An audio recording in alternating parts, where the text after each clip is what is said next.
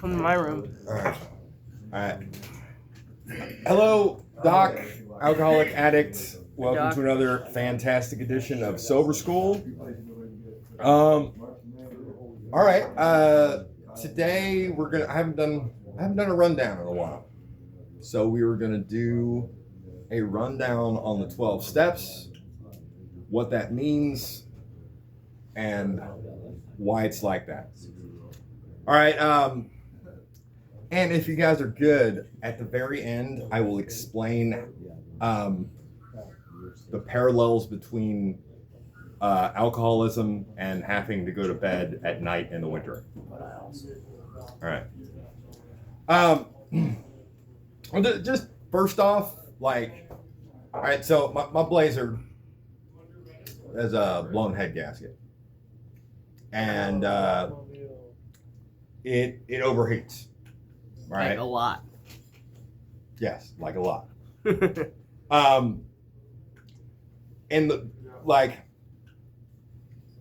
I always find parallels in my daily life. I was saying in a meeting last week that I use these 12 steps when I flush a toilet or plunge a toilet. When I flush a toilet, I use these 12 steps all the time in most aspects of my life. And including today. All right, so anybody here had a vehicle that overheats? I put a water pump on it. Yeah, well, that's good. My water pump's good. But you know how when your vehicle overheats, you got to keep moving, right? Because if you stop, it's gonna you're not gonna air across that engine. And it's going to overheat. And You gotta turn your heater on too. Turn your heater on. And you could blow the engine. No, it acts as a cooling system. Yes, I'm aware. Yeah. My heater's on right now. Yeah. Right. But the point being, similar to life, the key is to keep going. Because as long as you keep going, I can drive for hours, on the interstate, on the freeway. Got plenty of air going across the engine, keeps my stuff cool. But ultimately, you could run into traffic. You could catch a red light, and you see that meter start rising, and same sort of thing, just within life and with the vehicle. All right. So first thing you have to do, serenity prayer that shit. Is there anything I can do about this? Can I make a turn? Can I change lanes? Can I avoid this in any way, shape, or form? If so, do that. If not, it's rush hour. You could get caught at a red light.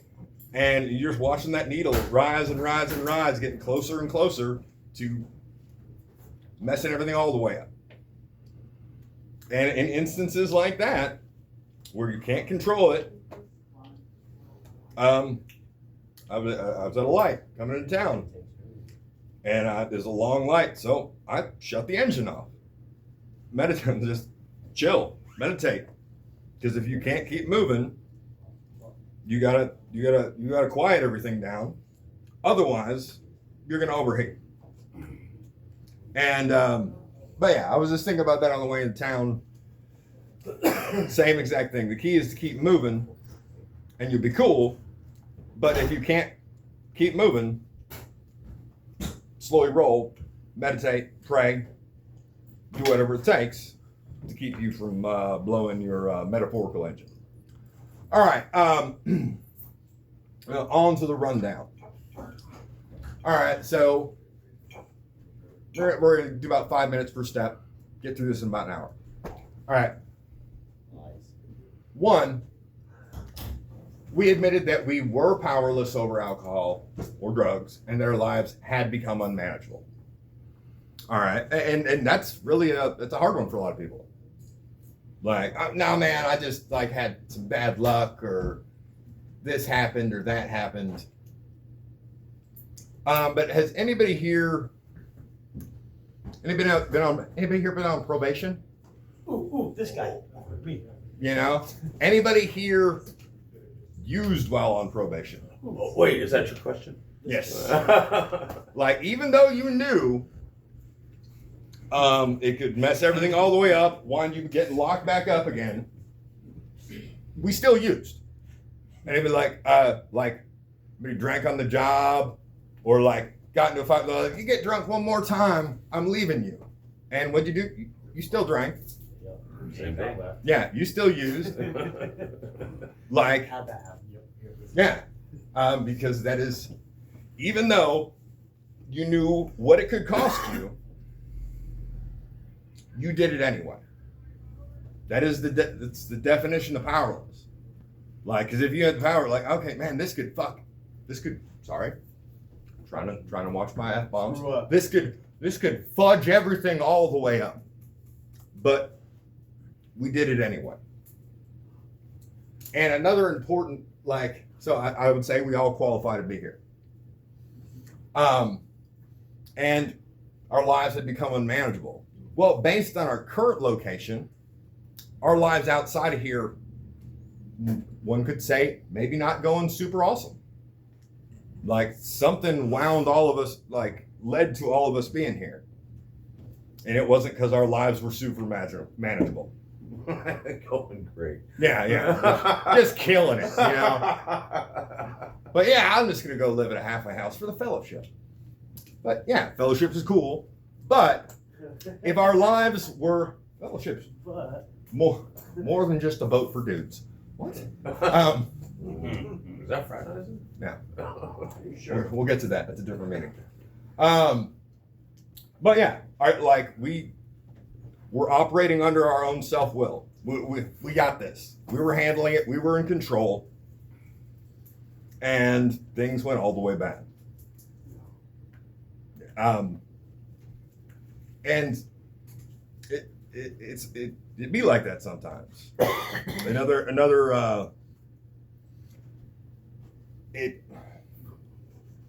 Like if our lives were super manageable, we would not be here. If we could drink and use like normal people who aren't alcoholics and addicts, we would be doing that.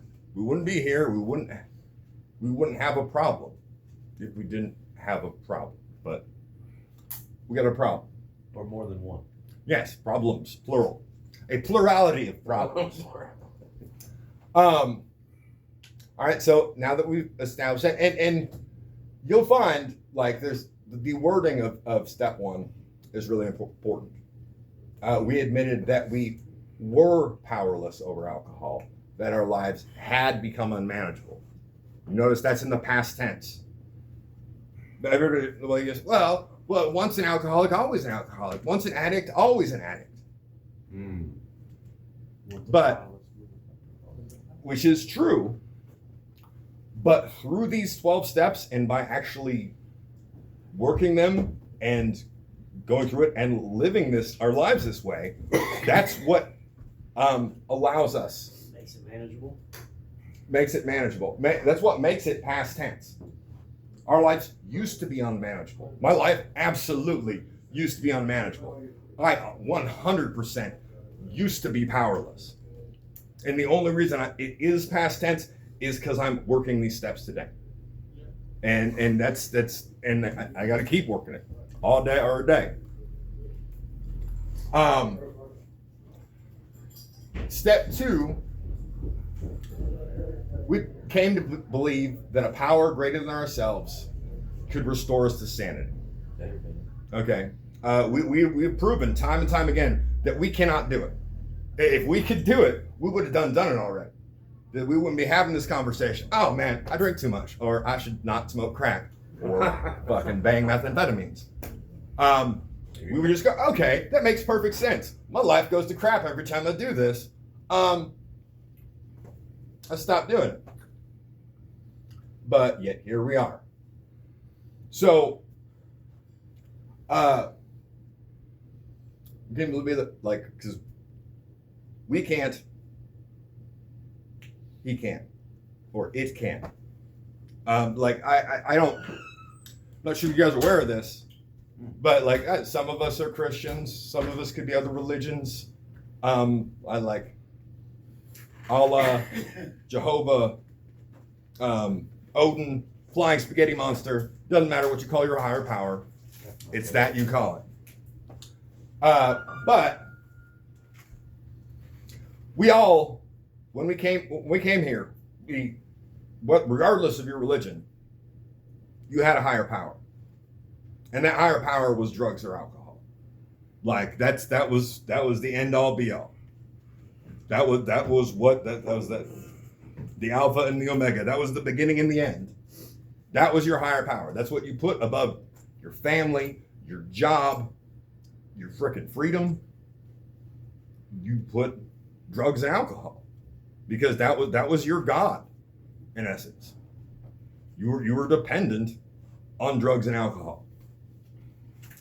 So this program has a lot to do with our brains are wired for dependence. It's like as neurons that fire together, wire together. Our brains have been forming connections for a long time to be dependent on something. And unfortunately, something that's really freaking bad for us.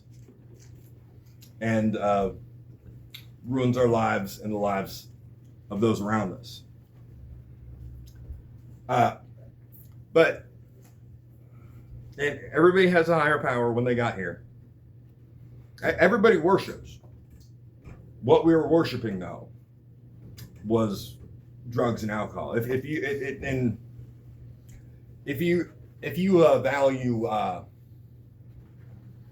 value money, if you worship money above everything else, if money's your higher power, you're always going to feel poor. If you value intelligence over everything else, you're always going to feel stupid. If you value drugs and alcohol over everything else, you're always going to want more. Just a fact. Everybody worships.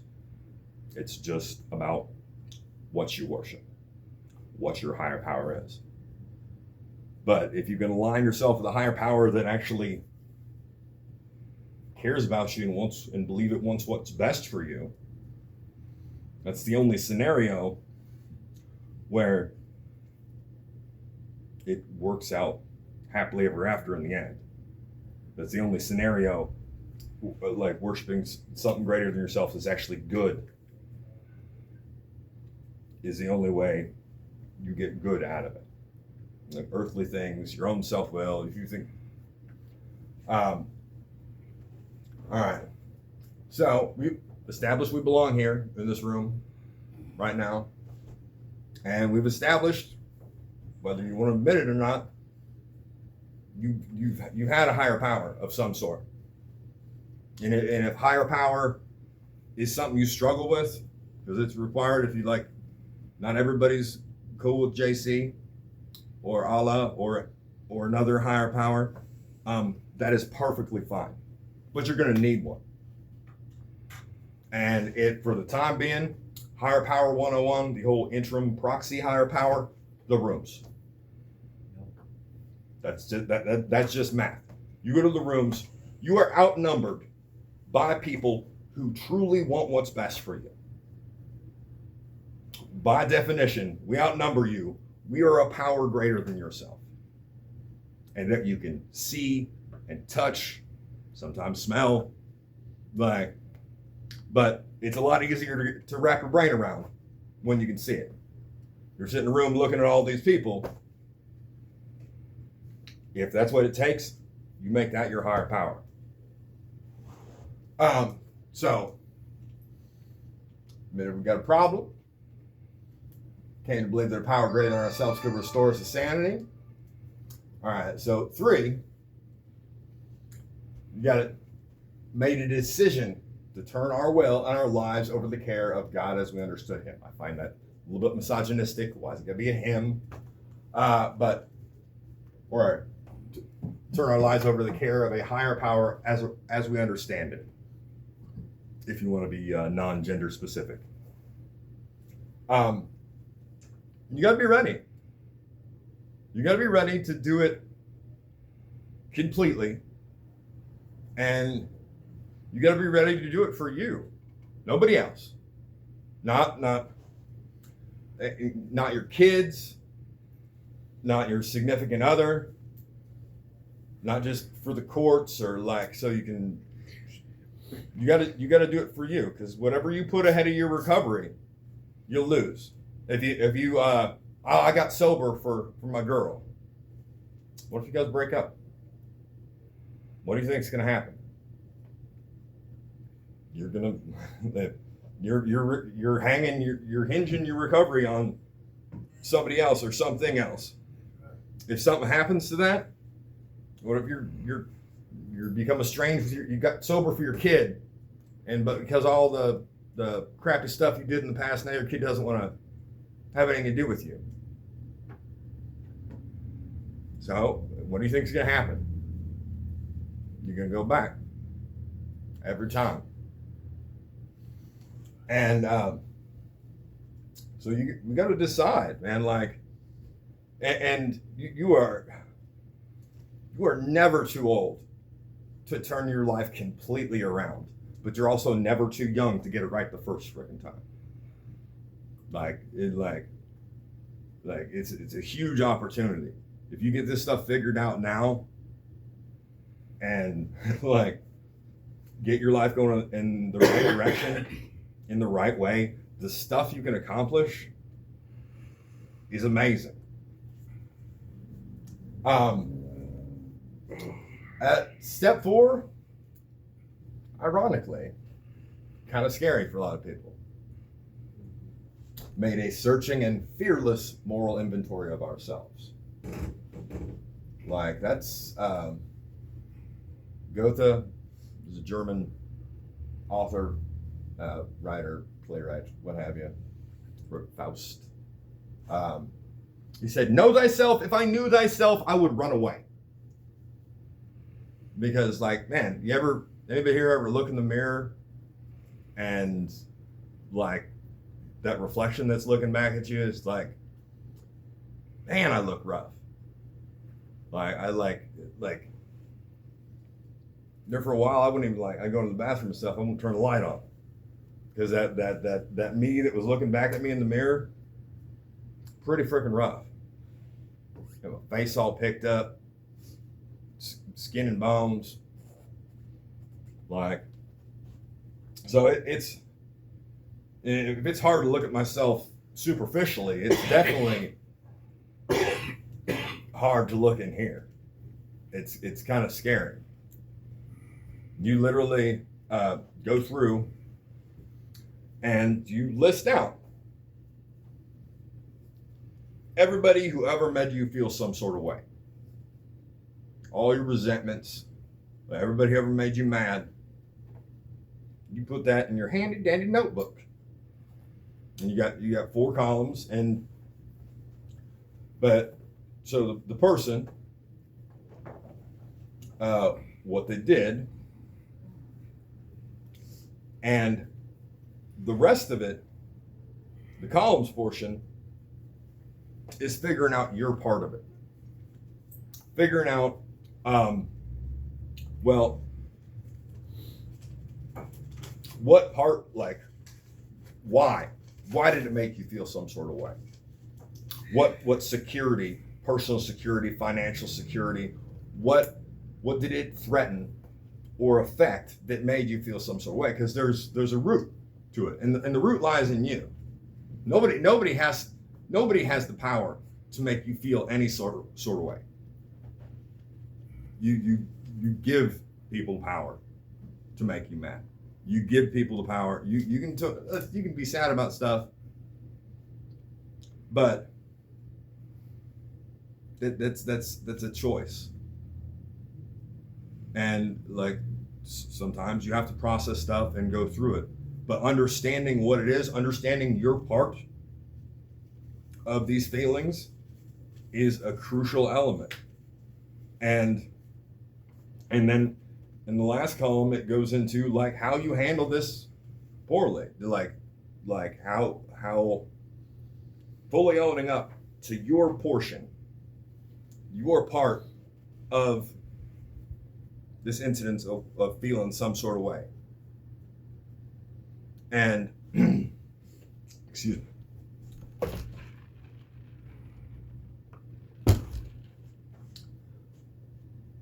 Did you retaliate? Like basically it's anybody does like something like crappy to you, it hurts you, steal from you, cheat on you, kicking the balls. Know who hurts people? Hurt people hurt people. They did what they did.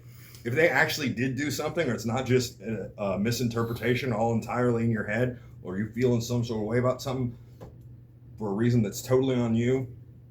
Like me, I freak out. You leave a hat on my bed, I'm gonna freak out. Bothers me. Bad luck. That's entirely in me. You put a hat on my bed, you didn't do anything wrong, really. If you know that freaks me out, that could be interpreted as a dick move. But really, you putting a hat on a bed, that is not by definition something wrong. However, does that still make you mad to this day? yeah, Really? it freaks me out. But I've gotten better about it. You still won't see me leaving a hat on the bed.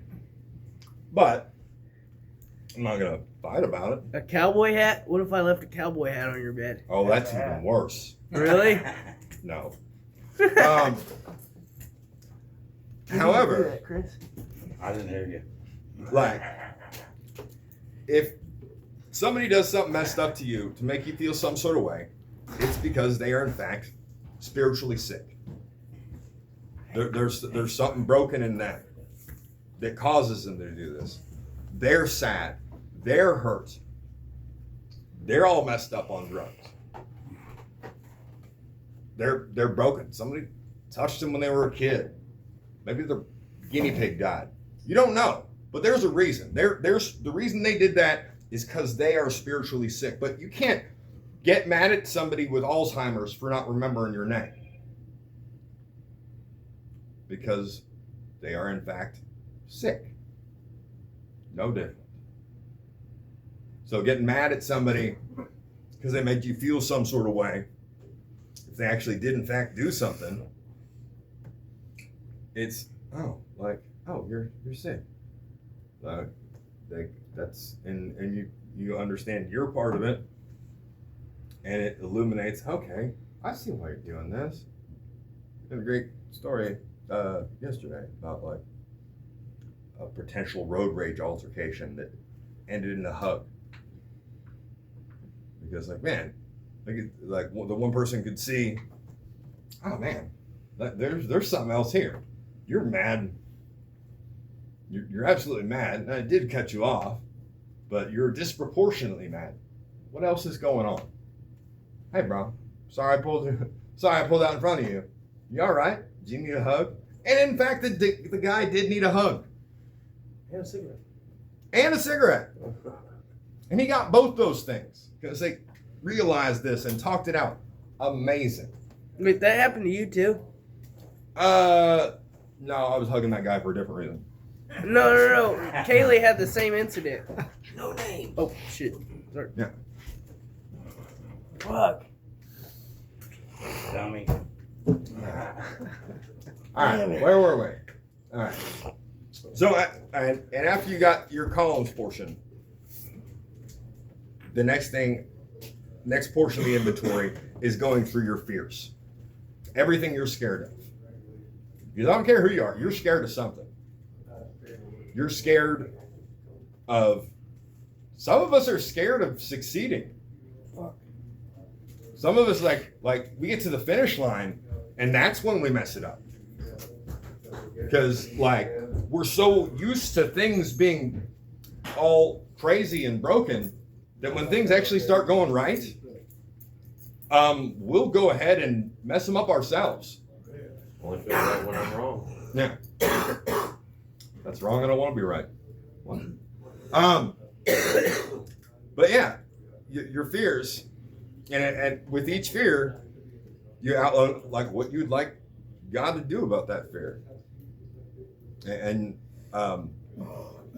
there's a prayer at the end of each fear, asking God to remove that fear from you, because you don't have to be scared.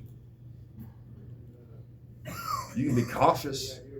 You can be aware of what's going on, but you don't got to be scared of nothing.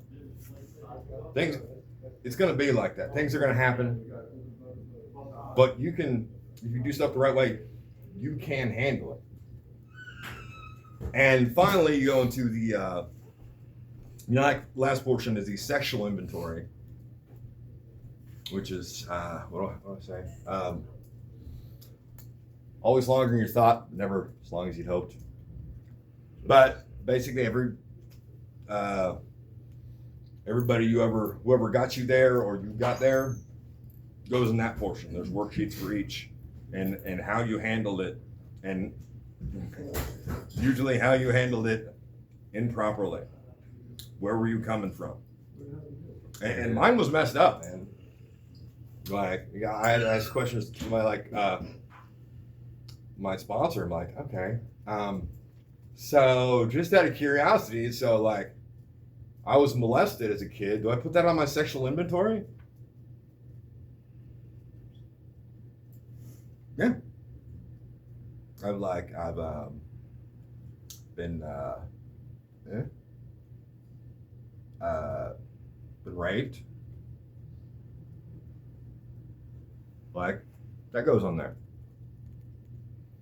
I don't know any details, but it's not bad. It's not all right.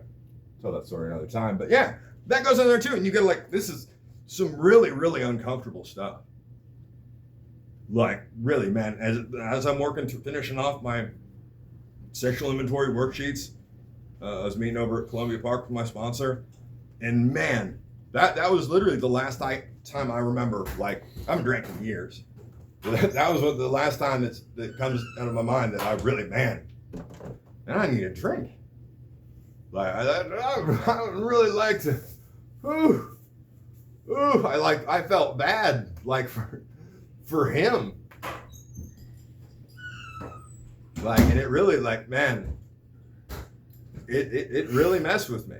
Like, getting it all out there, all the resentment we've been carrying around, all the fear we've been carrying around, all the sexual baggage we've been carrying around our whole lives for no reason, no good reason anyway. Like Miss Carly at the jail, she like said, well, resentment is like bricks you're carrying around in a backpack, like for no reason. There's no reason to have a brick in your backpack. But you do. You carry this. Yeah. Yeah. How many bricks you got? Right. You don't have one. Yeah. But life is hard enough as it is, man. Life is way hard enough as it is. And by carrying around resentment, we're choosing to make it harder. And I like, there's no good reason why. And after we figure out all this stuff, after we drag out every skeleton from the closet, every dirty piece of laundry, brings us to step 5. Admitted to God, to ourselves, and to another human being the exact nature of our wrongs. Exact being probably the most important word there. You go through your whole step 4 and you go into it. And it's in your best interest to do a complete step 4. That's one of the steps that takes, like that and amend, this takes a lot of people a large portion of the time working their steps. But it is in your best interest to be specific. Like, they tell them exactly what's going on. Don't like, oh man, they won't understand, or that's too messed up, or no, all of it. Exactly what happened. Because if you don't,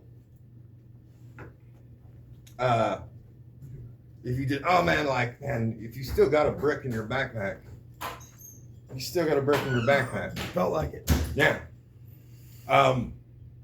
At Brown Street, if you go to the bathroom, the men's one, there's a sign on the wall. It says that like we're doing the 12 and 12 study, and we're doing step 5 that night. I walk in and I see this sign over the toilet, and it says, "Hold down the handle until it's complete. The toilet is completely done flushing." And I had an epiphany. I'm like, "Oh my god, it's just like step 5. Like if you don't like do it all the way, if you don't like hold that down, if you don't get it all out until all the shit's gone, you're still gonna have shit. Might not be a lot, but if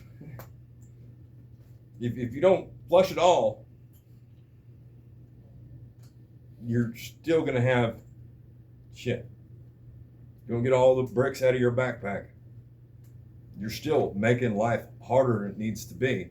And life is hard enough as it is.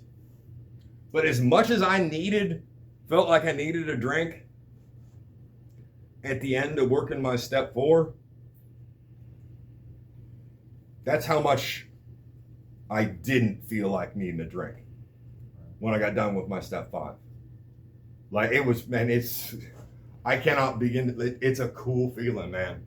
Just like, man, it's all out there. Like, and definitely choose the appropriate person for your step 5. Find a good sponsor. You can use a priest if you need to. You can you can use your mom or dad if you needed to. Like, it's got to be somebody you trust. But man, and is it an amazing feeling to not have any bricks in your backpack anymore, to not be carrying around anything you don't need to be carrying around anymore. It is an amazing feeling. And then after you go through all of it, your sponsor will help you identify your defects of character. Like if you had to do like a short list of these are your biggest problems. Mine, Corey and my sponsor, are using physicality to solve problems. I used to choke people out a lot. Don't do that anymore, allegedly. I'm self-deprecating, so I'll make fun of myself because it's a defense mechanism. Because when I was younger, I had a speech impediment and a stutter and a lot of problems, and I'm on the spectrum. I got picked on a lot, so I would make fun of myself first before you could. And that's because neurons that fire together, wire together. That's the way my brain is wired now. Like I make fun of myself a lot as a defense mechanism, and it's not being mindful of that. I still will do it now and again, but I'm mindful of it. If I'm doing it too much, I catch myself. It's because it was like put up front, and like by my sponsor, it's like, hey, it's funny. Don't get me wrong, it's funny, but not super healthy. All right, so I'm gonna be mindful of that and dial it back. But my third, not good at math. My third defect of character is I'm overly sympathetic, which is true. I care about everybody. Like I care about if I see you hurting, I want to help you.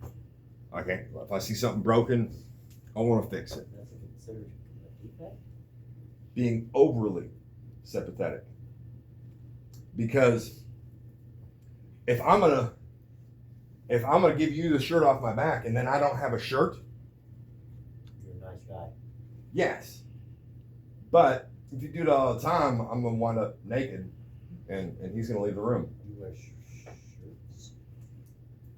Straws? Don't. It's laundry day. What do you want from me? But if I need to give myself just as much consideration. I can absolutely have consideration and care for each and every one of you. But I just need to make sure that I'm doing myself the same justice. I'm giving myself and my well-being the same consideration as I give everybody else. Because I would do I would put myself out in a bad way. I do stuff that hurts me to help you. And if you do the math, that's not a win. Well, because like one positive, you're doing better, but now I'm doing worse. And if I keep doing that in lots of different aspects of my life, I'm going to be doing really, really bad, and everybody around me is going to be doing great. But if you need it, man, like if I got a jacket and you don't got a shirt, I'll let you wear my jacket. That way, I still got a shirt and you got a jacket, and everybody wins. That's a positive and a positive. But it's just like how I can't. It's the whole do no harm thing. Like if I let somebody slide on something big, and then other people in the house find out about it, and it negatively, if doing you a positive negatively affects everybody else, that math, that's not good math. Do no harm by action or inaction. All right, so we've got all the bricks out of our backpack. We've identified our defects of character with the help of our sponsor, the person we worked our step 5 with. 6 is we were entirely ready to have God remove all these defects of character. Entirely is the important one. Because there's certain defects of character you're not going to be ready to get rid of. Like being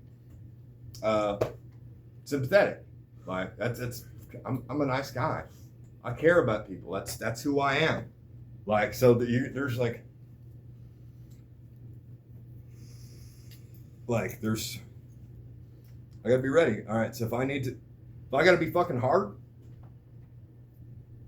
okay, even though I want to help you, man, if helping you is gonna hurt other people or hurt myself, I can't help you, and that's hard for me. I'm entirely ready. If it's a defective character, I'm done with it. If it's not part of the solution, it's part of the problem. You gotta be entirely ready to have God remove your defects of character. Not like, and some are going to be easy. Okay, won't choke anybody out anymore. All right. Yeah. I mean, it's hard sometimes. But that's one, okay. Yeah. It's probably for the best. I maybe shouldn't choke people out because it is a special charge. You know? Is it really? It's Very regulation. serious. Triangulation. Yeah. They frown on that. Why? Yeah.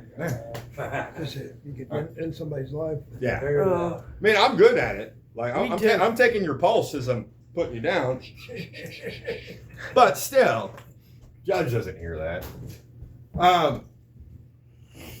So, we're ready. 7, humbly is being the important adjective there. Ask him to remove our shortcomings. Same thing as defects of character. And it'd be like, you can't be like, fix me. You can't be like that. You gotta own up it. Okay. Where's my pose at?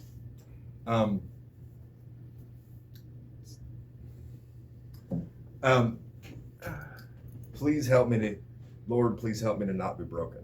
Please, like the pieces that I have missing, please help fill them in. Help me to get better. But you got to come at it with humility. Like, you can't just be like, oh, I'm tired of being broken. You better fix me. Humility is really crucial in this whole program. You got to be able to humble yourself. You guys probably know this. I'm kind of a big deal. Probably the most humble guy in this whole fucking room. Maybe the whole state. Sounds that does not But no. check out. But humility is so important because it is very humbling to tell all the stuff you've been carrying around to somebody else.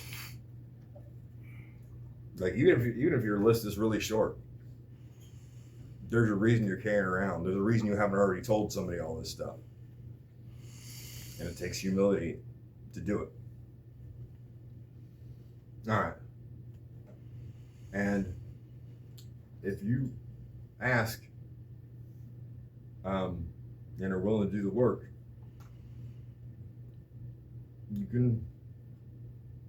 your higher power will remove your shortcomings.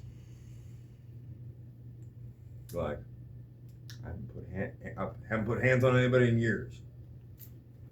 I don't think I've made fun of myself today, and I still have my shirt. So yeah, program works. Brings us to step 8. Made a list of all persons we had harmed, and became willing to make amends to them all. We've done some shitball stuff. There's 100%. I don't even need to ask for a show of hands. There's 100% of the people in this room who have done some stuff they aren't exactly proud of. So we've got some amends to make, or at the very least, to be willing to make. And it's not on them to accept it.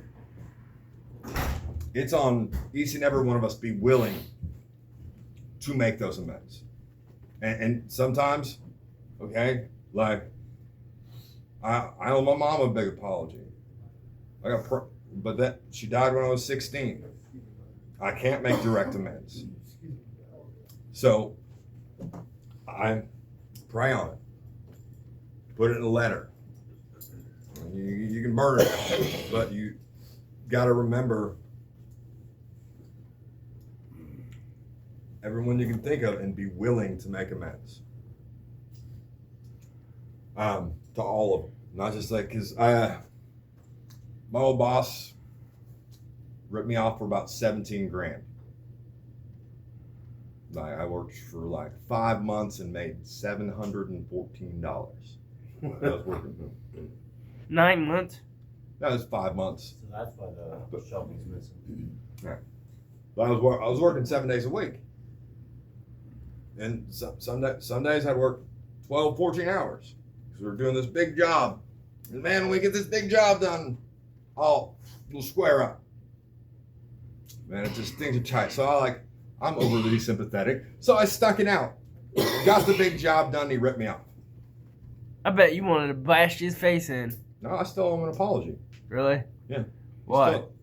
Because I did some. I was using when I worked for him before. Yeah. I was passing out, driving his truck, and the fact that he ripped me off for 17 grand does not change the fact that I still owe him an amends. Oh yeah. And he's gonna get his amends, not his face smashed in. Well, he's kind of a jerk. He may get his face smashed in, but it's not gonna be by me. I'll do it for you. All right. Step 9. I'm going to call him this week. He may not answer. I'll leave it on his voicemail if I need to. But I've been looking for him at the hardware store because I owe him amends. But step 9, made direct amends to such people wherever possible, except when to do so would injure them or others. We live in an amazing time for step 9 because of the internet. You pulled somebody's pigtails in elementary school. You can probably look them up on Facebook. Like, there's not a lot of reasons, if they're still alive, that you can't find a way to get a hold of them. Shoot them a Facebook Messenger message or what have you. And do it, because that's still more stuff that we did that we know we were wrong. We were in the wrong. And they could absolutely tell you to Fuck off. That's not what I was going to say, Oh. but they absolutely could tell you that. And that's perfectly fine. That's their right. If they want to carry around resentment, that's on them. Your responsibility is to be willing to make amends and to do so wherever possible, except when to do so would injure them. Like, maybe if you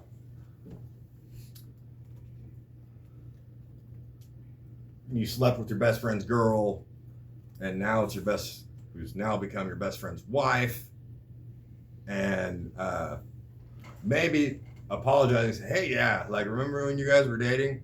I totally screwed your wife. But no, it was before she was your wife. Like, that It's different. would injure, that would cause harm. It goes back to the whole, like, do no harm thing.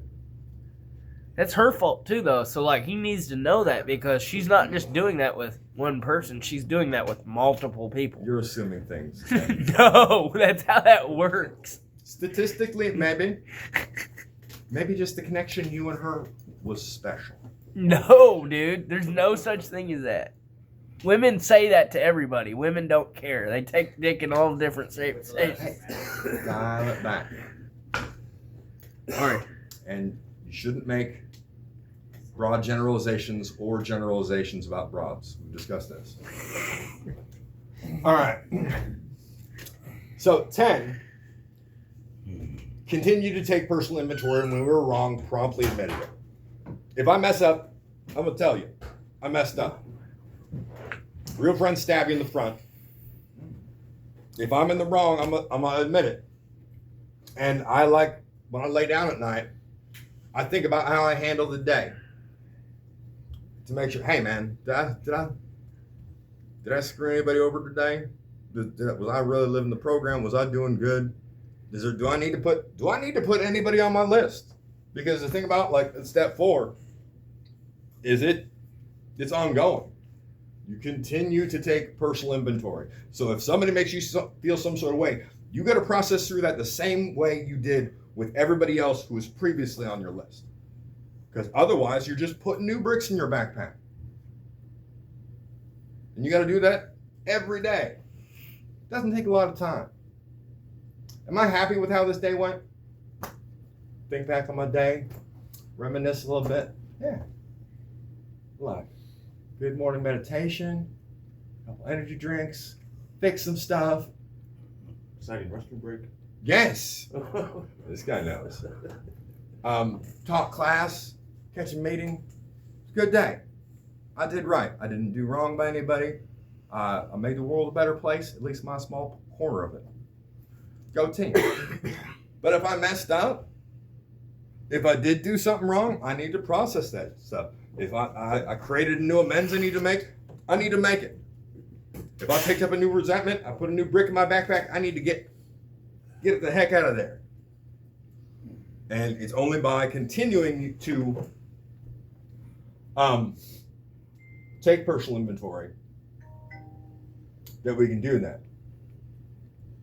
So we've gotten rid of all the bricks in our backpack, all our resentments. We've identified our defects of character. We've humbly asked God to remove these shortcomings. And we're 10, 11, 12 in it is really crucial because we're continuing to take personal inventory, ongoing. So, sought through prayer and meditation is 11. Sought through prayer and meditation to improve our conscious contact with God as we understood them. Praying only for knowledge for His will for us and the power to carry that out. Say prayer. Like I used to pray for all sorts of stuff, big long prayers like, man, help this person with this and help me get that and help fix this. And like, I pray for 3 things now. Just protections, corrections, directions. That's it. Keep me safe. Make sure I'm doing right. Corrections. Make sure I'm doing the next right thing in all things so I don't add to my personal inventory. Protections. Keep me safe. If it's your will, keep me around to keep doing it. Keep me in one piece. And directions. Just point me where I need to be. Because I don't know. If I know where I needed to be, I'd be there. And a lot of places I think I need to be aren't good places. So I just ask God, put me where you want me. Not necessarily where I want to be. Like when I was in prison, like I got sentenced to 5 years for less than $250,000. So that priors. His judge said, during my sentence, it says, don't panic or don't freak out. Giving you 5 years. Okay, where's the don't freak out part start? You know, like, but I'm giving you purposeful incarceration. You just do this RWI program, I'll modify you right out. Like that. Okay, so go through RDC, I was there for 2 months on the range. That was rough. It was in August, July. Finally get to prison. Like, get the first available class RWI, and they shut the program down indefinitely because the director didn't have their certification. So I did 2 years waiting to do a 90-day program. Oh shit. Word. So apparently that's where I needed to be. Took every class certification they had there. Took over as a serve clerk, teaching the classes and helping case managers and helping people figure out their way through the whole system. Doing service. There's meetings in there. Went to meetings every day, at least Monday through Friday. And then when I got a chance to modify out to hey, is there any way I got accepted to this program? Is there a way you could maybe let me do something I can actually do rather than just sitting here in limbo? And the judge modified me. That's how I wound up at the Lighthouse. And I really think, because how things have gone here, this is where I needed to be. Like my own self-will, I would have got right through RWI. I would have said the things and did whatever I had to do, get modified out super quick, and I'd probably be high or dead right now. If I did things if I went where I thought I should go, if I did what I thought I should do, that's probably how it would have ended up. Historically, based on what I know about myself. So, constantly meditating on how my day went. Constantly praying on making sure I'm doing the next right thing and I'm going where he wants me to be, not necessarily where I want to be. And that brings us to step 12. As one alcoholic put it, the Jedi step. Having had a spiritual awakening as a result of these steps, we tried to carry this message to alcoholics and practice these principles in all our affairs. All day, every day. And it's only because of step 12 that makes the past tense words in step 1 past tense. It's only because we only get to keep what we have by giving it away. It's only because, okay, you guys need help. I'm here to help. Because, it's a lot of times it's a hassle. Some of you guys are pain in the butt sometimes, but I care about you. And if you've been through some stuff that I've been through, and if I can help you, I have a responsibility.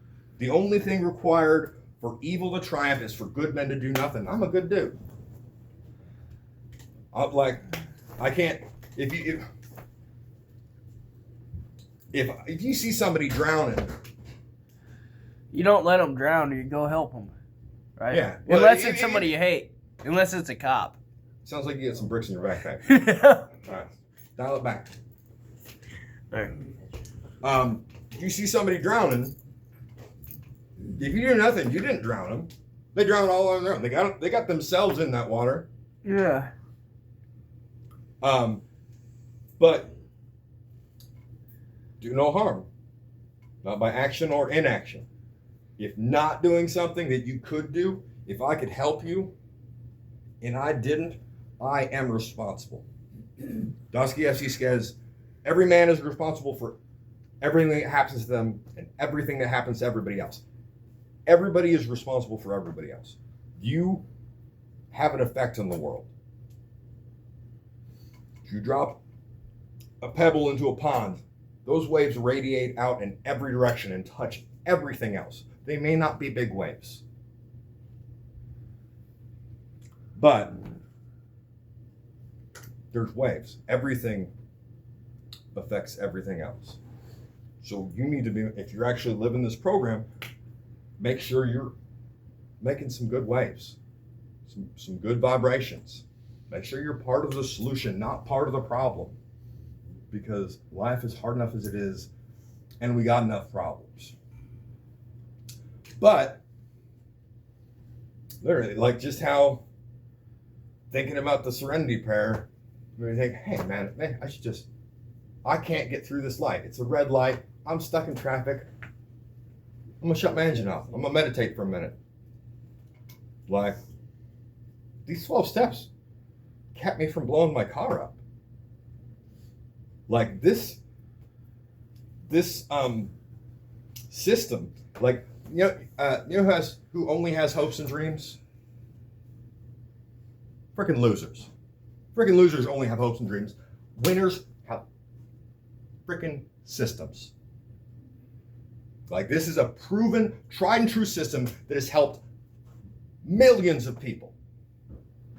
And if you think it's just a bunch of words, prove it wrong.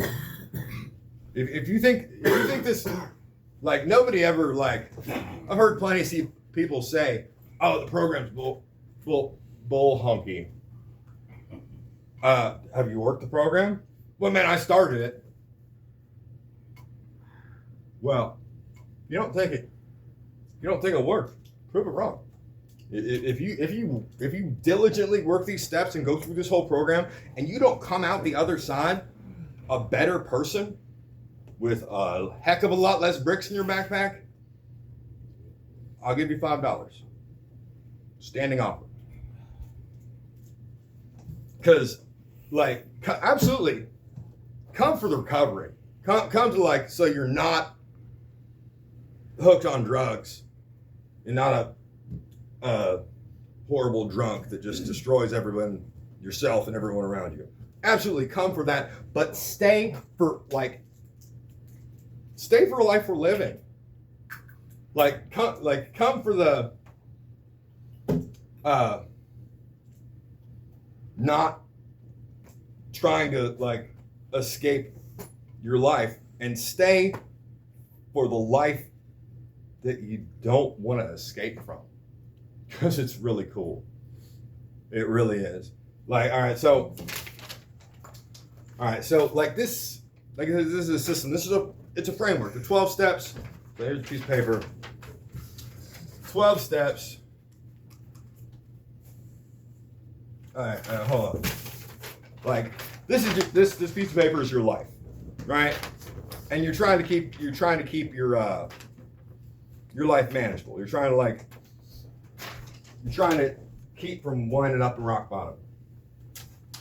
And you try it different ways, and it works all right for a while.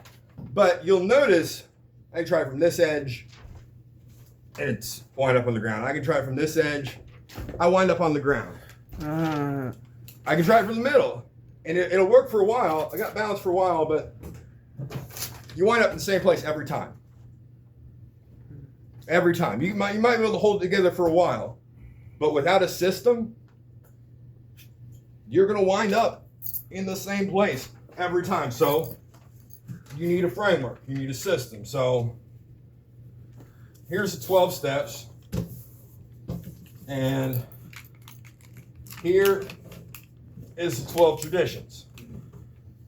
So now I've got a system. Now I've got a framework. And by doing that,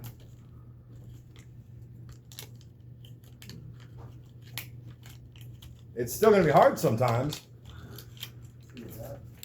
but I can actually make it work. It didn't wind up on the ground. And it's only because I had a system, and then combining that system with this circle.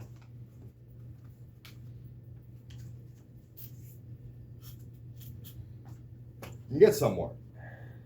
It works. And that same system I applied to keep my program together, I can apply it to way bigger things. I can balance anything I can lift. Because I'm doing the same thing. Be it big or be it small, it's doing the exact same thing. But it's because I learned how to do the little next right things, keep my meeting sheet together and filled out. That's what allows me to do the big boy shit. But it's like baby steps. Do your chores. Go to meetings. Remember your meeting sheet. Fill it out. Take breathalyzers. Do all, oh man, that's bullshit. Such a pain in the ass. I want, man, meeting sheet. Gotta go to all these meetings. Well, those are little next right things. And if you can't do those little next right things, do you think you're gonna be able to do the big next right things? No. Prove you can do it on a small scale before you try doing the big scale. Because a lot of people who leave here early, oh man, I got this. Some of them do. Not many. Don't try acting like a man instead of a boy, in other words, right? Yeah. Well, like, learn to be a boy first. Learn to be a good boy. You figure out how to be a good boy, and that goes a long way in figuring out how to be a good man. All right, so you guys stuck it out. Really appreciate you. All right, so I was in a Candlelight meeting. We were talking about the difference between like an alcoholic and a dry drunk. Actually, somebody who's in recovery. Like the difference, because like you can totally not drink or use drugs and still be a piece of crap, be an asshole, be miserable. I didn't use or drink for 10 years. I had a job, salary job, like $65,000 a year. Owned my own home, I had a car, and I had stuff, and I had money. Miserable. You can absolutely, because I wasn't working any program. I still carried around all these freaking bricks in my backpack that I didn't need to. I still had a me problem. But in 10 months of just focusing on working this program and doing the next right thing, I've accomplished pretty much, other than like the house thing, got a great job. I'm happy. I'm well adjusted. I'm making healthier decisions. Got my license back. Got a car. Got my, like, doing right by my boy. Got to see my boy again. In 10 months of just doing the next right thing, I've accomplished arguably more than I did in 10 years of just not drinking or using drugs. So, you ever, like during the winter, laying in bed and you have to piss? You know, and you're like, man, I've got to pee, man. It's so cold though. I don't want to get up and I don't want to get, it's got bathrooms all the way down the hall. Like, man, but you just do the alcoholic thing, just piss the bed, and you'll feel better for a while. You won't have to pee anymore, and at first it's kind of warm. It is. But it starts getting real cold and real uncomfortable real quick. And then you could piss the bed again, you'd be warm again. But then it's things are just gonna get worse and worse and worse. And you could do the dry drunk thing.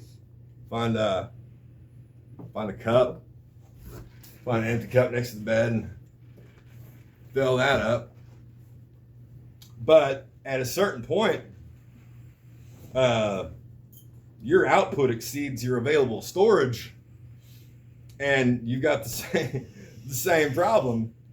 If you got more waste to deal with than you got places to put it, you're still going to make a mess of things. Actually being in recovery is like, okay, I've got waste to deal with. I got to take a piss. And I know it's cold and I know it's uncomfortable and I don't really want to do it, but the grown-up thing to do is to get up, go down the hall, and piss in the toilet. It's not fun. It's going to be uncomfortable at first, just like working the program is uncomfortable at first. But man, I'll tell you what, you're going to feel a lot better after you did it. Once you get back to bed, it's all warm and cozy again, and you don't have to pee, and your waste is dealt with properly, and you can sleep soundly, knowing that you didn't wet the bed again. All right, that's all I got. Thank God. Thanks, Doc. That was